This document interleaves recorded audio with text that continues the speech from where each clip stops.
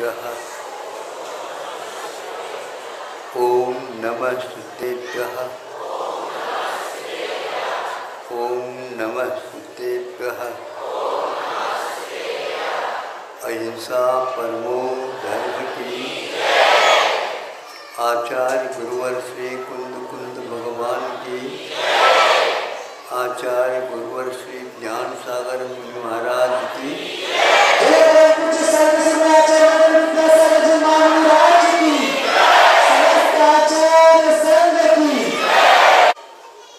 आप लोगों ने स्वतंत्रता का दुरुपयोग किया।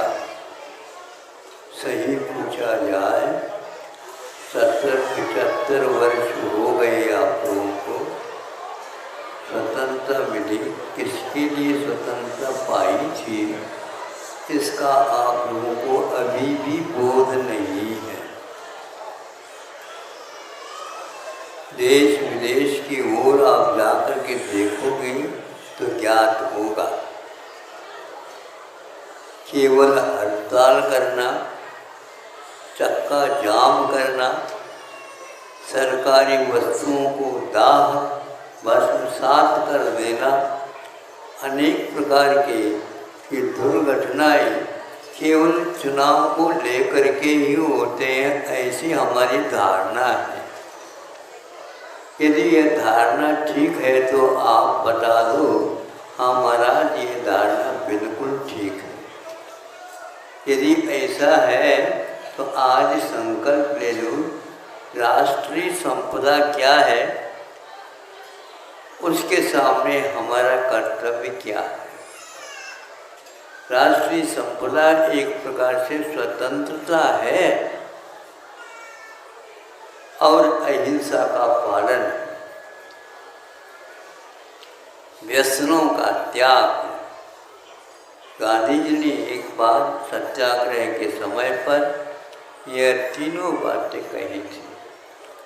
मैं केवल भारत की स्वतंत्रता के लिए यहाँ पर नहीं आया हूँ, किंतु इसके लिए भी आया हूँ, उसको मैं अवगत आपको कराना चाहता हूँ।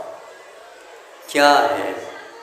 स्वतंत्रता मिली, यदि और दो बातें बनती नहीं है, इस स्वतंत्रता का कोई भी सदुपयोग आप कर ही नहीं सकोगे। क्या है वो?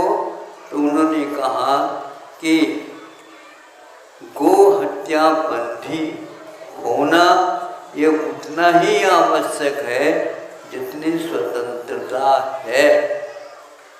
और स्वतंत्रता और गो हत्या बंदी होने के बाद भी यदि नशाबंदी नहीं होती है तो इस स्वतंत्रता का कोई भी अर्थ नहीं निकलेगा। प्रत्येक व्यक्ति स्वतंत्रता के साथ कुछ भी खा सकता है, कुछ भी पी सकता है, कुछ भी कर सकता है। बस में या रेल में आप लोग यात्रा जब करते हैं उस समय वहाँ लिखा हुआ है धूम्रपान निषेध है ना, देखा? तो एक व्यक्ति पुनः बीड़ी या सिगरेट पीने लगा। साथ जो बैठा था तो उन्होंने कहा भैया यहाँ पर क्या लिखा है, आप ही पढ़ लो, मुझे ये भाषा नहीं आती। क्या कह रहे हो? आपके कारण मुझे भी घुटन हो रही, यहाँ पर धुआं मेरे भी नाक में आँख में चला जाए। खर्च हमने किया है, आपको बैठना है तो बैठ सको, नहीं तो नाक बंद करके बैठो। ये किसका? ये स्वतंत्रता का फल है। जो व्यक्ति सार्वजनिक नियमों का पालन नहीं करता तो वह भी बहुत बड़ा अपराध करता है। जिस प्रकार व्यवहार आप घर में करते हैं उसी प्रकार बाहरी व्यवहार भी होना चाहिए। नशाबंदी क्या वस्तु? ये तो छोटी नशाबंदी। आप लोग शराब आदि पिएंगे? हम पूछना चाहते हैं। जिस प्रकार जो खड़े होते हैं चुनाव के लिए, उनको कहा जाता है वही बात जो उसके अभिमत देने वालों के लिए भी समझ लेना चाहिए। शराब आदि नशीली चीज़ों का जो सेवन करता है वह उम्मीदवार के रूप में खड़ा नहीं हो सकता। क्यों नहीं हो सकता? वह व्यक्ति शासन कैसा कर सकेगा? लाखों व्यक्तियों के ऊपर उसका क्या प्रभाव पड़ेगा? किंतु आज यह 70-75 साल में ये देखने को उपलब्ध होता है। यद्यपि छुप छुप करके होता है, लेकिन अब वह समय आ गया, अब छुपने की बात ही नहीं। एक तरफ ये लिखा जाता है विदेशी शराब की दुकान, एक तरफ लिखा हुआ मिलता है देसी शराब की दुकान। ये खुल्लम खुल्ला होने लगा। गांधी जी ने इसीलिए कहा था यहाँ की दशा क्या होने वाली है। दोनों नशे में धुत हैं और वह स्वतंत्रता की बात करता है। गांधी जी ने कहा था स्वतंत्रता के चुनाव में जीतना बहुत आसान है, किंतु जीतने के उपरांत उसका अमल करना, सरकार को चलाना बहुत कठिन है। सोच लो। उस समय एक पंक्ति और लिखी है उन्होंने, उसका मैं आपके सामने अभी प्रसंग नहीं है, नहीं कहना चाहता हूँ। क्या? जिससे बुद्धि भ्रष्ट होती है, जिससे शरीर रुग्ण होता है, जिससे अर्थ कमाया हुआ वह समाप्त हो जाता है।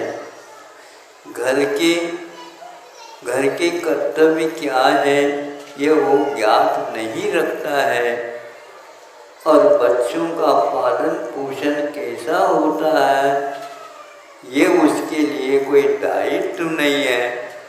तो पत्नी कहती है मैं यहाँ से निकल जाती हूँ। क्यों? इस प्रकार करेंगे यहाँ पर कुछ भी हाथ नहीं लगेगा। अच्छा, सब बुराई आप देख रहे हैं कि नहीं? बिल्कुल। और विद्यार्थियों में यह आज नशा ही गड़बड़ कर रहा है।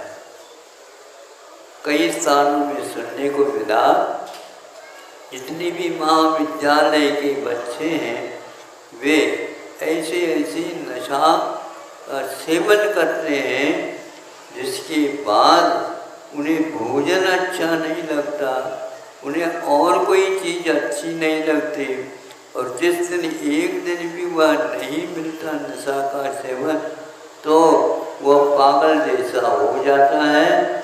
घर का न रहा है न घाट का रहा है।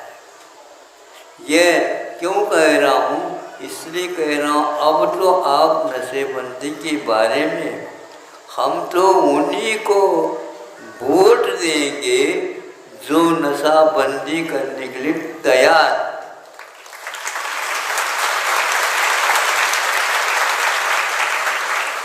पंजाब में सबसे उन्नत प्रदेश यदि भारत का था, अब मैं नहीं मानता उसको, था, वहाँ पर ऐसी दशा है जो अमीर बच्चे हैं उनको इस नशे की लत पड़ चुकी है।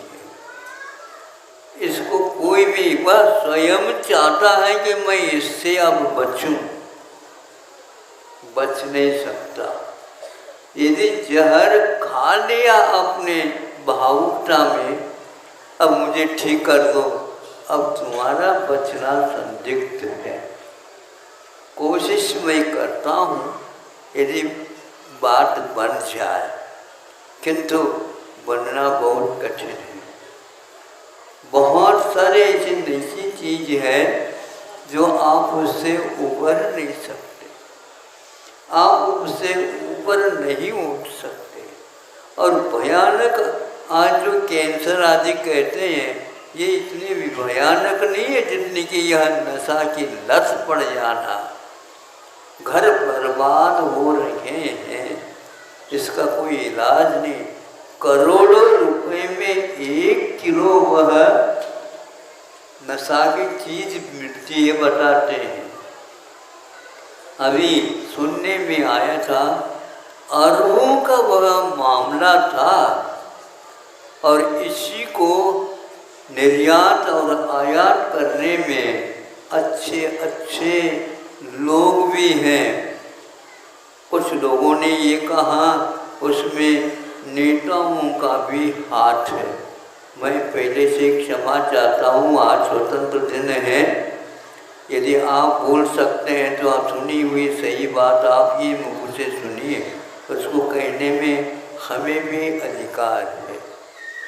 क्योंकि इस प्रकार कहे बिना भीत बिना प्रीत नहीं, यह कहावत है संस्कृत में कि भीति के बिना प्रीति का कोई मूल्य नहीं है। अब बहुत हो गया, पढ़ना लिखना आदि जितने भी हैं उसमें स्वतंत्रता मिल जाती है, और उसके कारण ये सभी महाविद्यालयीन बच्चे उसके आदी हो चुके हैं।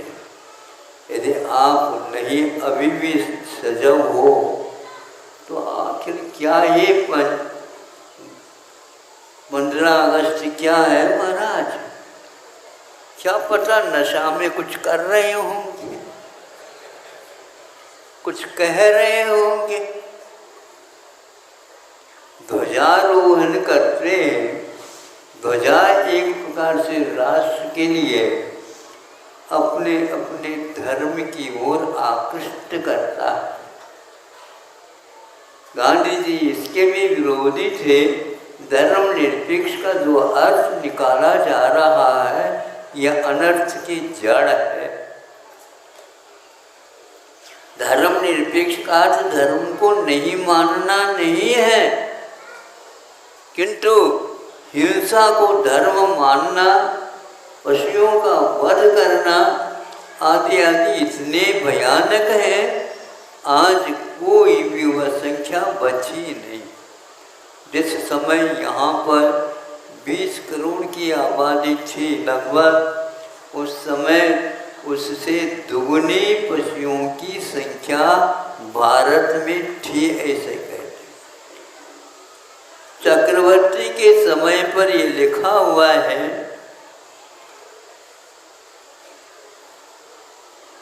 3 करोड़ गाय नहीं, 3 करोड़ गौशालाएं थी।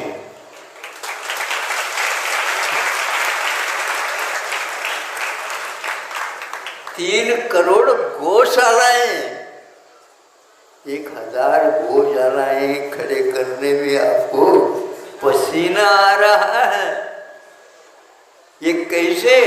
तो इसके बिना इस धरती की कृषि विद्या जीवित नहीं रह सकती है, ये कहा है। और ये महापुराण में वीतरागी संत ने उल्लेख किया है, अपने घर की बात नहीं लिखी, किंतु उस समय की बात थी जो युग के आदि में थी। 3 करोड़ गौशाला, एक गौशाला में कम से कम भी 10,000 एक ब्रज माना जाता था, होती थी। अब 3 करोड़ को 10,000 से आपको गुणित करना है। आप अपने दिमाग से तो नहीं कर पाओगे। आज 1 करोड़ नोट को गिनने के लिए मशीन रखा है, आपके पास मन नहीं, बुद्धि नहीं है क्या? हाँ, ऐसे घंटे से हमने ऐसे दादाजी को भी देखा,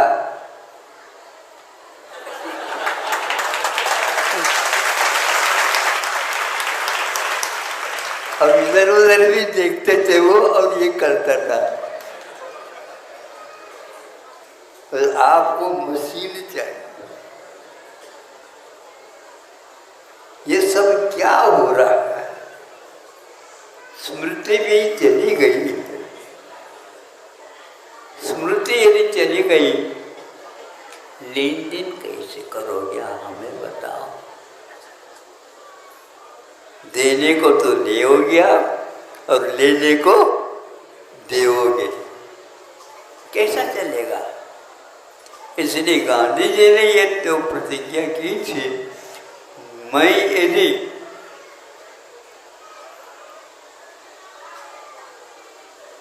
नेता के स्थान में आऊंगा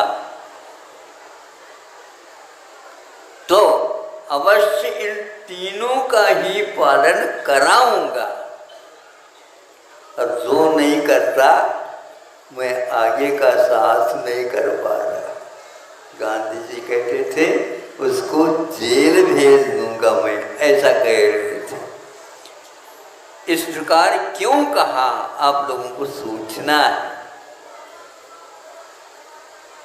आप इसको जानते हुए भी अपने बच्चों को उन महानगरों में भेज रहे हैं जहाँ पर यही सब कुछ होता रहता है।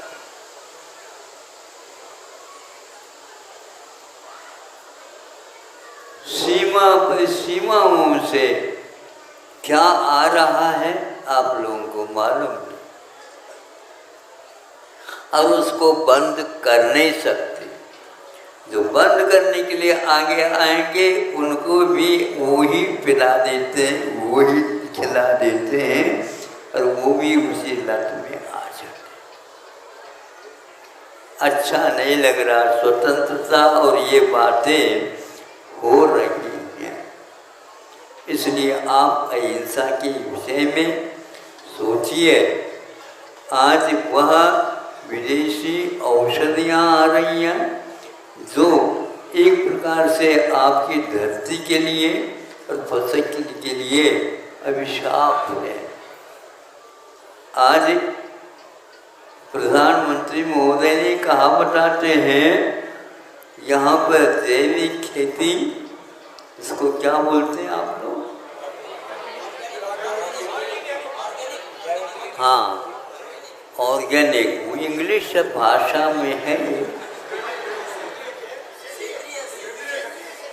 हाँ, इसको यूँ कह दो, भारतीय कृषि विज्ञान के बारे में उन्होंने बात कही है, जो आज की नए पहले की बात कही है।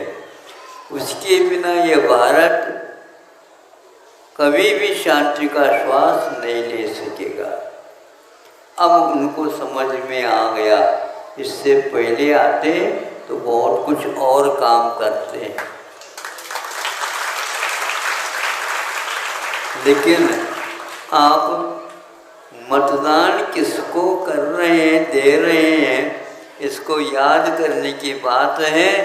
उन्हीं व्यक्तियों को भेजा जाता वहाँ पर, जैसे हम कहेंगे उसके अनुसार वहाँ पर बैठ करके काम करेंगे। लेकिन आज यह विपरीत हो रहा है।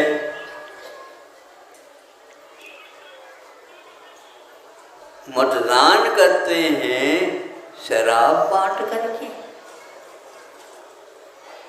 मतदान करते हैं नोट दे करके, और वह सपोर्ट भी करता और नोट भी लेता, और ज़्यादा कम नहीं करेगा तो सोट भी दिखाता। चुप रहो, हमने इसको खरीदा है। ये सब क्या है? ये अच्छा नहीं है। पढ़ा लिखा होता नागरिक हो कहलाता। नगरों में रहने मात्र से नागरिक नहीं होता, तो गांव में रहने वाले तो अनागरिक है क्या? कोष में तो ऐसा मिलने लगा। नहीं, सबके लिए नागरिकत्व जब है तो आप नगरों में रहने वालों को ही नागरिक क्यों घोषित करते हो? लेकिन ध्यान रखो, नगरों में रहने वालों का जीवन गांव में रहने वालों के माध्यम से चल रहा है।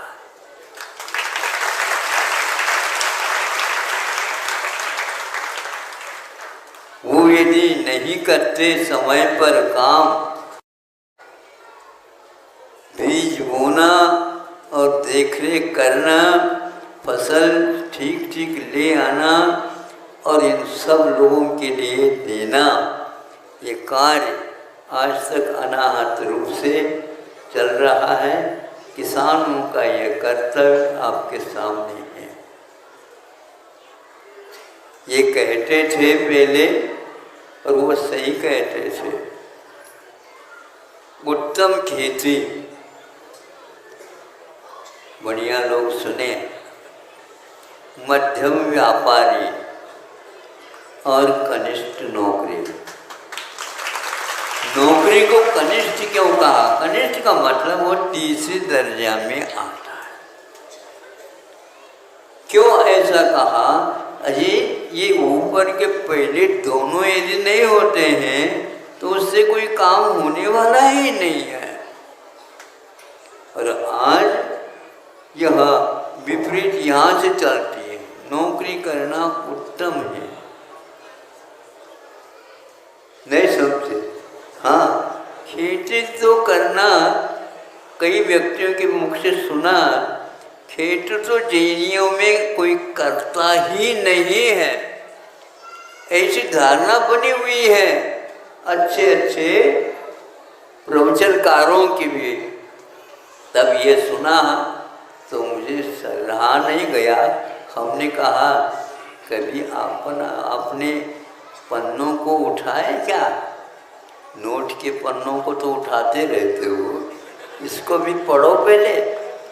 तो फिर बाद में आकर के उन्होंने कहा, महाराज इस दिशा में हमने पढ़ा, आपके कहने से 10 स्थानों में लिखा हुआ है, पहले उत्तम खेती ही होती थी और यह तीर्थंकरों की वाणी है।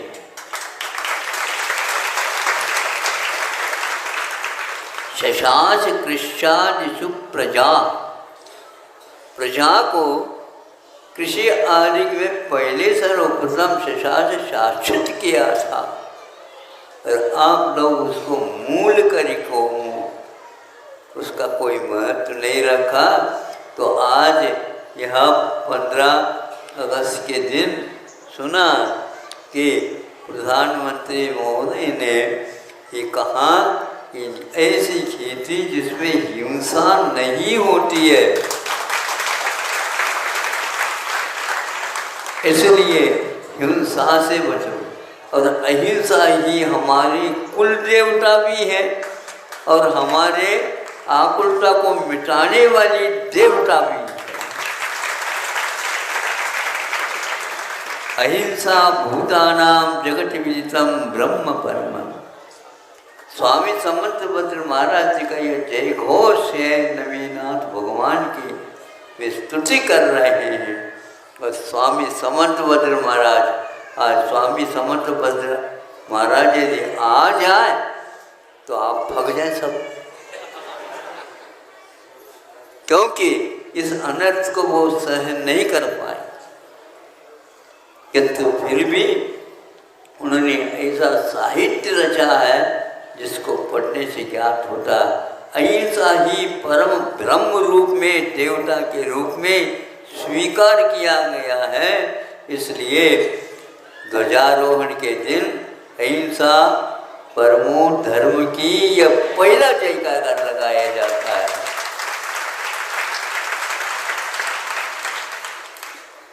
तालियां तो हमने बहुत सुन ली,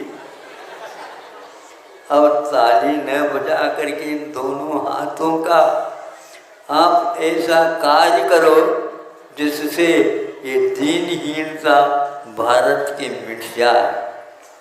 एक व्यक्ति ने कहा, महाराज हम लोगों को संबोधित करते हैं, उसमें ऐसा कोई नारा दे दो। अच्छा नारा दे दो।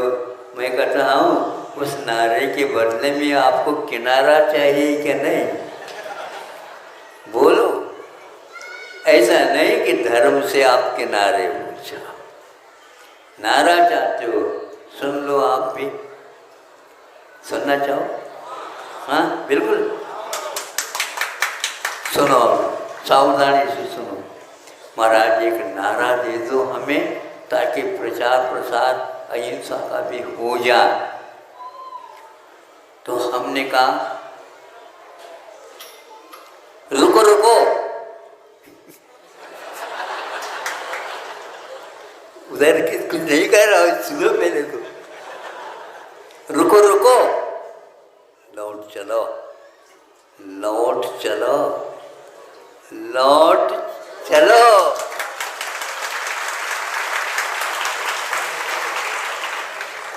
कहाँ चले गए थे? लौटने की आवश्यकता पड़ गई। लौटना बहुत कठिन होता है, लेकिन दृढ़ संकल्प ले ले, इंडिया से भारत की ओर लौट चलो।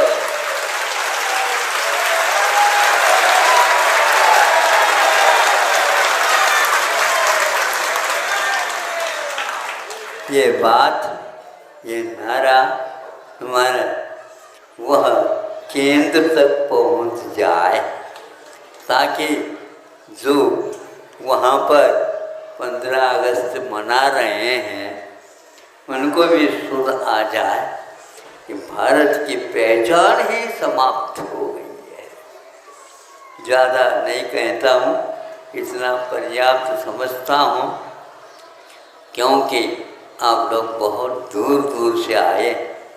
मैं पास से नहीं आया, मैं बहुत दूर से आया। और सारे संसारी जीव बहुत दूर दूर से आए। निगोर की यात्रा से यहाँ तक आई है। जनता को ऐसा कुछ मिल जाए मंत्र, जिसके द्वारा उसको भी उस ओर पुनः जाना न पड़े।